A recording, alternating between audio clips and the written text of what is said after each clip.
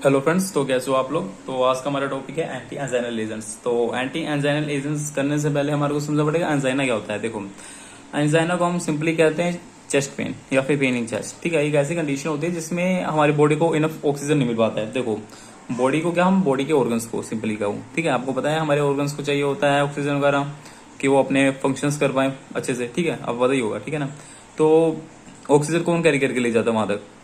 तो ब्लड है, वो ऑक्सीजन कैरी करके ले जाता है हमारे ऑर्गन्स के पास। आपने सुना ही होगा कि ब्लड कैरी ऑक्सीजन, हीमोग्लोबिन वगैरह, ठीक है ना। तो अपने ब्लड लेके जाता है ऑक्सीजन ऑर्गन्स के पास। तो एक ये कंडीशन होगी कि हमारे ऑर्गन्स को इनफ ब्लड नहीं जा रहा, ठीक है, जिसकी वजह से इनफ ऑक्सीजन नहीं जा पा रहा। ठीक है, एक ये कंडीशन होगी कि उनको ऑक्सीजन नहीं मिलेगा। दूसरी कंडीशन होगी कि वो पर्सन ऐसी जगह पर है जहाँ पे ऑक्सीजन का लेवल बहुत कम है। जैसे आपने कभी सुना हो कि हाई माउंटेन्स वगैरह, जहाँ पे बड़े ऊंची ऊंची पहाड़ वगैरह पे कहीं ट्रैक करने जाते हैं, तो जिनको अस्थमा वगैरह होता है उनको नहीं जाने देते हैं, क्योंकि ऐसी कंडीशन भी होती है कि वहाँ पे ना ऑक्सीजन का लेवल कम होता है एज कम्पेयर टू नीचे। ठीक है ना, जैसे जैसे आप ऊपर स्ट्रेटोस्फीयर में जाते जाओगे वैसे वैसे ऑक्सीजन का लेवल कम होता जाएगा। ठीक है ना, तभी वो अपना ऑक्सीजन सिलेंडर वगैरह लेके जाते हैं। कभी आपने नोटिस किया एस्ट्रोनॉट्स वगैरह। तो ऐसी कंडीशन समझो कि जहाँ पे ऑक्सीजन के लेवल कम है और पर्सन को इनफ ऑक्सीजन नहीं मिल पा रहा है, जिसकी वजह से बॉडी के अंदर ऑक्सीजन नहीं जाएगा, ब्लड क्या कैरी नहीं कर पाएगा। फिर ऑक्सीजन, अगर ऑक्सीजन नहीं मिला तो ब्लड कैरी कैसे करेगा?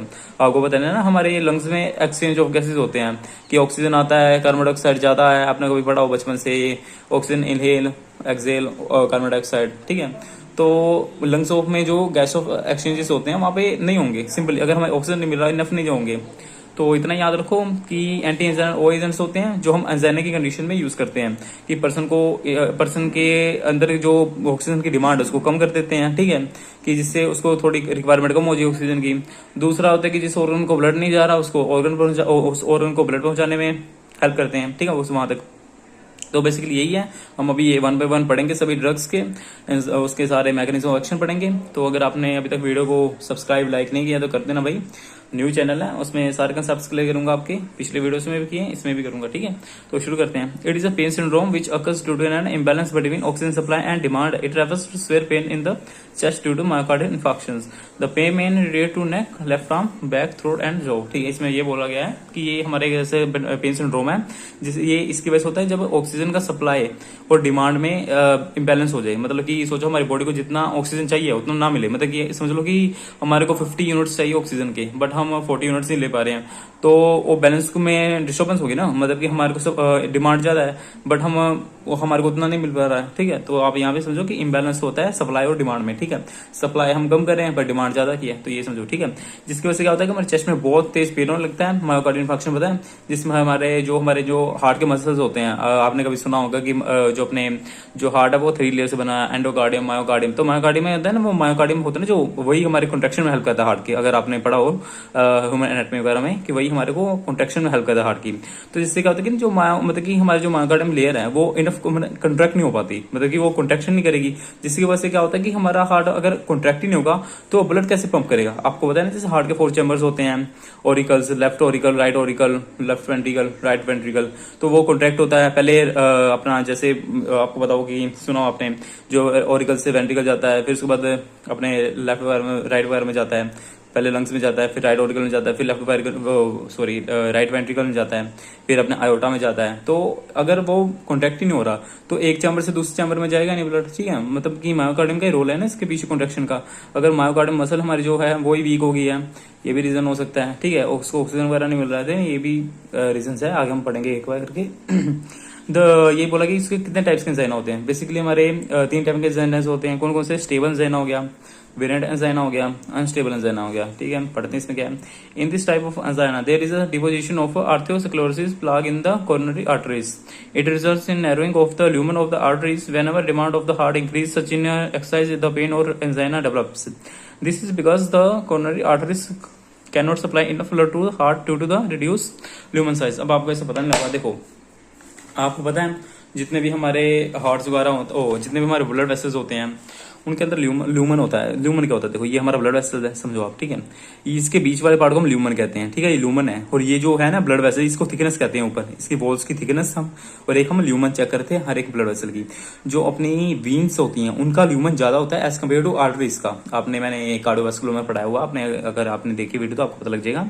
जो ल्यूमन होता है वीन्स का वो ज्यादा होता है एज कम्पेयर टू आर्टरीज, ठीक है। तो इस कंडीशन में क्या है कि इसमें कह रहे हैं कि आर्थोस्क्लेरोसिस प्लेक डिपॉजिट होने लगते हैं हमारी कोरोनरी आर्टरीज में।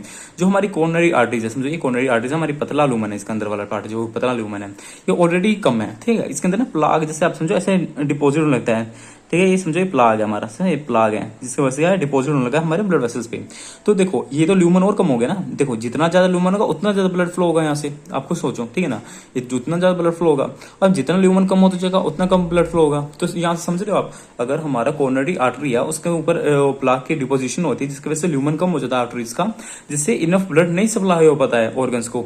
तो ये कंडीशन, ठीक है, जिसकी वजह से क्या होता है कि पेन वगैरह होने लगती है। जैसे हम कभी एक्सरसाइज करते हैं, कभी आपने सुना हो कि कोई कार्डियो करता हुआ मर गया, ठीक है, मतलब कार्डियो कर रहा था अपने ट्रेडमिल वगैरह पे, रनिंग वगैरह, तो मर गया। क्यों मर गया? उस वक्त ना बॉडी में ना ऑक्सीजन की डिमांड बहुत हो जाती है इंक्रीज, ठीक है। आप कभी एकदम से इनहेल एक्सहेल कर रहे हो तो ऑक्सीजन की डिमांड इंक्रीज होती है। और हमारे जो कोरोनरी आर्टरीज है ऑलरेडी हमारा ल्यूमन उसका कम हो गया है, तो इनफ ब्लड नहीं जा रहा है, तो ऑक्सीजन भी नहीं इतना जा रहा है। तो वो एक्चुअल में यही रीजन होते हैं कि कईयों को हार्ट अटैक वगैरह आता है, और भी रीजन होते हैं, यही नहीं अकेला होता है। तो एक्सरसाइज में ना करते हैं, हम एक्सरसाइज करते हैं या फिर हैवी लिफ्टिंग वगैरह करते हैं, हमारी ऑक्सीजन की डिमांड बढ़ जाती है, तो जिसकी वजह से पेन वगैरह होने पड़ता है क्योंकि हमारे को इनफ ऑक्सीजन नहीं जा रही। तो आप स्टेबल एंजाइना यही समझो, ठीक है, इसी ये लिखा है, इसी वर्डिंग आप समझ जाओगे, ठीक है। अब है वेरिएंट एंजाइना, ये क्या होता है?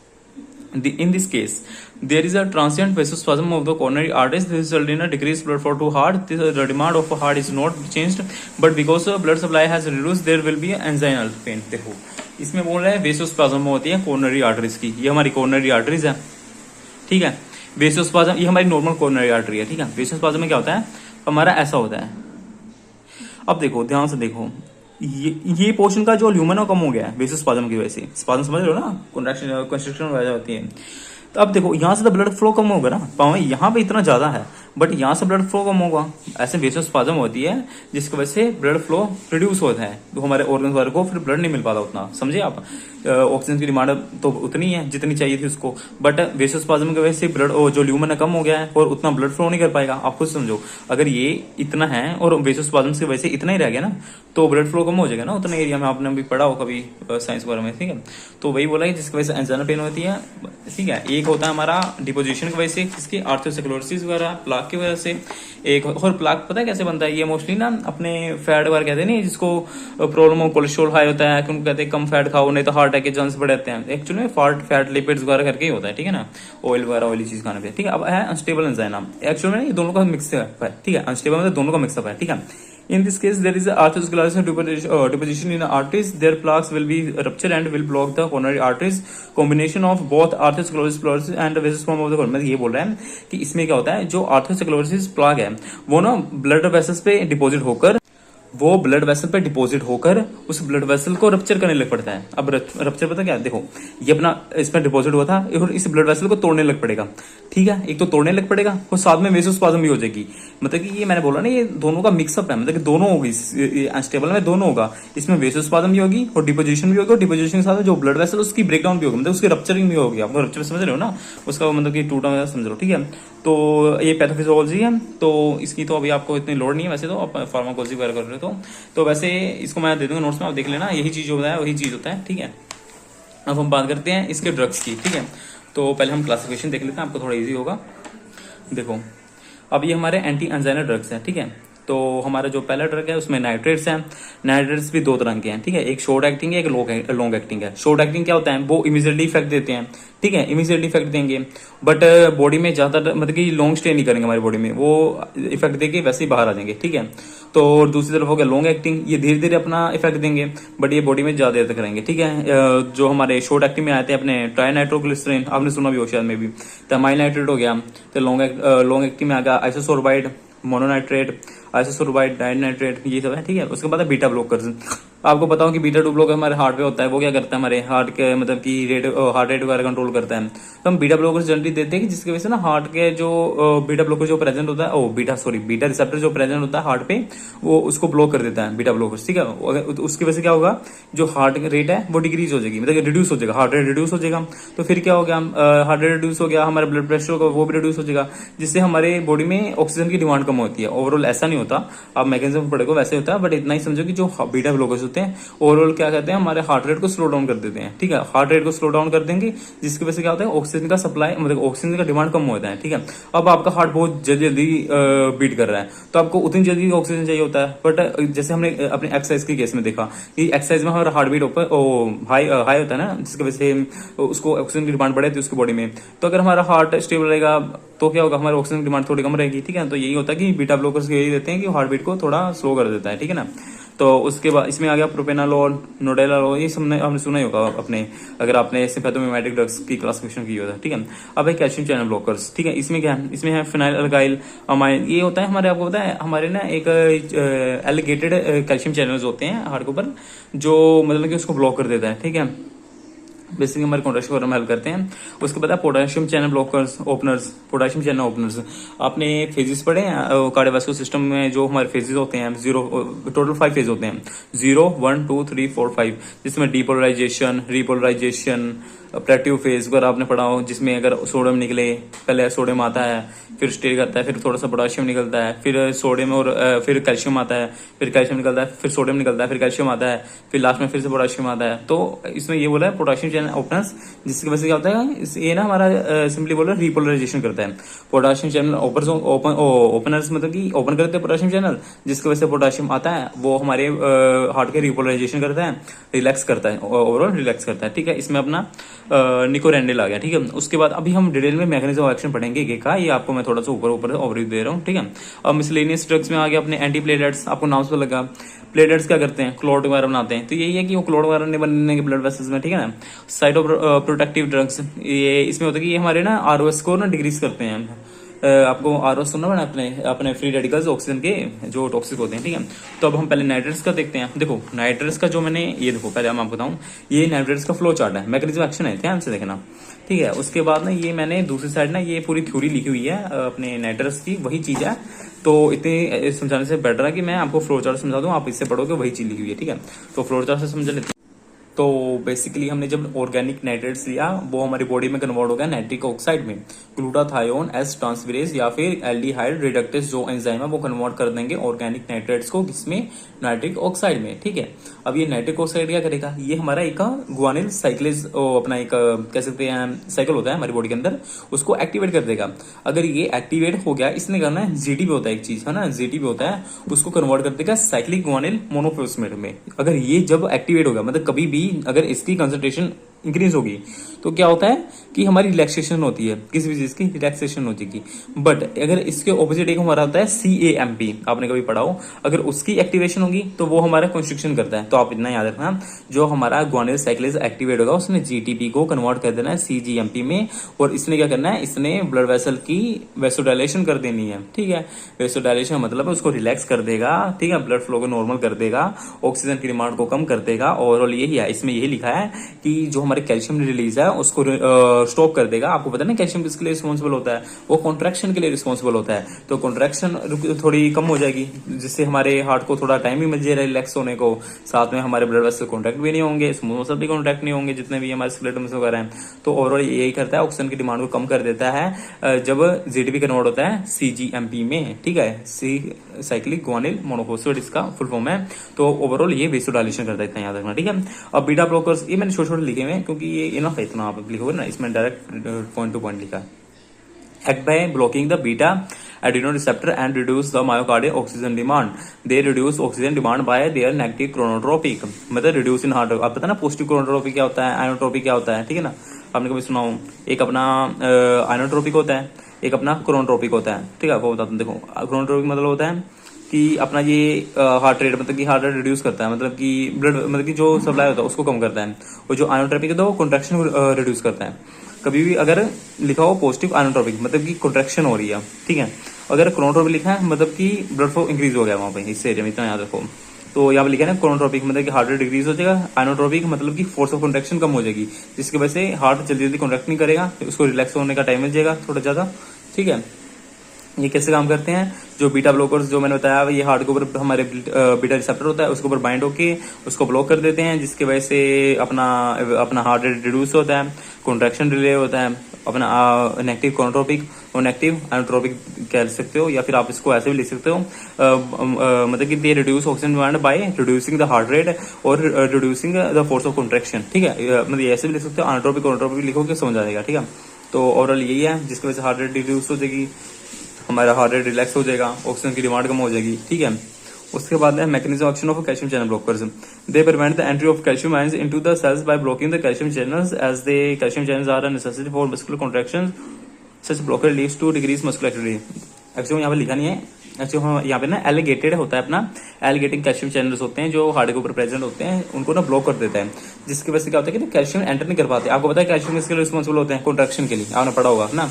तो अगर कॉन्ट्रैक्शन रुक जाएगी, डिले हो जाएगी, तो मतलब कि उसको टाइम मिल गया ना हार्ट को। तो ओवरऑल यही कहते हैं कि वो कैल्शियम चैनल्स को एंटर नहीं करने देता, जिसकी वजह से अपनी कॉन्ट्रैक्शन थोड़ी डिले होती है और हार्ट को रिलैक्स होने का टाइम मिल जाता है और ओवरऑल ऑक्सीजन की डिमांड कम होती है। यही चीज लिखना है बस। ठीक है, इनफ इतना आप लिखोगे आगे, क्योंकि इसकी लेंथ बहुत बन जाएगी, 10 मार्क्स में बन जाएगी इसकी लेंथ। अब मैकेनिज्म एक्शन, तो अब हम बात करते हैं mechanism action of potassium channel block openers. ठीक है, ये आप इतना ही समझो कि ये पोटेशियम चैनल ओपनर से क्या आता है, अपने पोटेशियम चैनल को पोटेशियम चैनल जो होते हैं अपने हार्ट वगैरह में, अब जैसे मैंने बताया था कि 5 फेजेस होते हैं, 0 1 2 3 4। ठीक है, तो ये पोटेशियम चैनल्स को ओपन कर देते हैं, जो कि उनका जो हार्ट के अंदर फ्लो है, मतलब कि स्मूथ मसल वगैरह में उनका फ्लो इंक्रीज, इनवर्ड फ्लो इनका इंक्रीज होता है, और जो आउटफ्लो मतलब बाहर निकलने वाला इनका डिक्रीज होता है, और अंदर आने वाला इनका इंक्रीज होता है, जिसकी वजह से क्या होता है कि हमारा रिलैक्सेशन होती है। हाइपरपोलराइजेशन मतलब रिलैक्सेशन होती है, डीपोलराइजेशन इसका ऑपोजिट होता है। ठीक है, हाइपरपोलराइजेशन हो जाएगी स्मूथ मसल्स की, जिसकी वजह से हमारा हार्ट रेट रिलैक्स हो जाएगा। तो यही बात इसमें लिखी हुई है, आप पढ़ सकते हो। अब बात करते हैं mechanism action of antiplatelet drugs. इसमें हम पढ़ते हैं डायपिरिडामोल। ठीक है, बेसिकली जो एंटीप्लेटलेट ड्रग्स क्या होते हैं, हमारे मतलब प्लेटलेट्स वगैरह नहीं बनते, क्लोट्स वगैरह नहीं बनने देते। आपने कभी सुना हो कि अगर क्लोट बन जाए हमारे ब्लड वेसल्स में तो ब्लड फ्लो रुक जाता है, ये वो है ना, वही चीज है।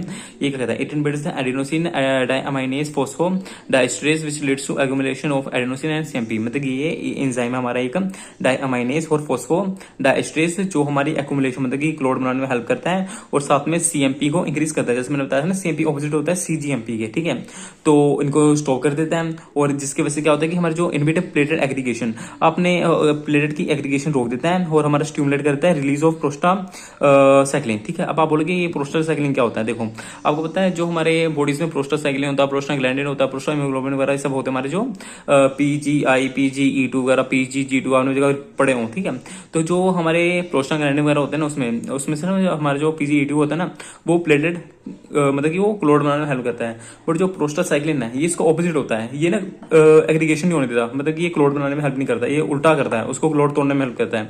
तो बेसिकली ये कह रहा है कि जो अपना प्रोस्टासाइक्लिन है इसकी रिलीज को इंक्रीज कर देगा, इसका बाहर निकलना और इंक्रीज कर देगा, जिसकी वजह से क्लोट नहीं बन पाएगा। ठीक है, वेसोडाइलेशन करेगा, वही ब्लड फ्लो नॉर्मल हो जाएगा। फिर वही चीज जो मैंने आपको स्टार्टिंग में बताया ना, वही चीज रिपीट हो रहा है, आप पढ़ोगे आपको समझ आ जाएगा। ठीक है, अब mechanism action of cytoprotective drugs है। It is a new calcium channel blockers belonging to piperazine group. It inhibits the superoxide cytotoxicity to protect the myocardium from harmful effects of ischemia and reduce the myocardium oxygen demand.